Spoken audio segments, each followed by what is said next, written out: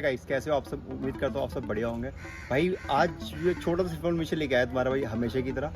तो अक्सर बारिश में जो ना भाई हमारे बाइक के चेन में भाई जंग लग जाती है, मतलब बहुत सारे पार्ट में जंग लगना स्टार्ट हो जाती है। जैसे कि मैंने आपको पहले भी दिखाया था, तो आप ये स्प्रे यूज़ कर सकते हो, इससे जंग वगैरह आपके बाइक में नहीं लगेगा। ये बहुत सारी जगह इस्तेमाल होता है, आपके घर में गेट वगैरह हो, कार के गेट हो, या जहाँ भी जंग लग रहा हो लोहे की चीज़ में, आप वहाँ ये इस्तेमाल कर सकते हो। क्लीन करते हैं, क्लीन करने के बाद ग्रीस आता है, ग्रीस लगाते हैं ताकि वो थोड़ा सा और स्मूथ हो जाए। काफ़ी हद तक क्लीन हो गई है भाई।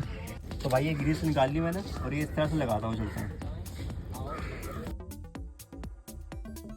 तो भाई जैसे कि मैंने बताया भाई, चेन हमारी हो गई है क्लीन, बेहतरीन है। मैंने ये खुद इस्तेमाल करा है तो मैं बताऊंगा भाई, ये बेहतरीन चीज़ है, आप इस्तेमाल कर सकते हो आप भी, ठीक है। और ये बड़ा साइज़ है, इसमें छोटा साइज़ मिल जाता है, आप ले सकते हो इसे।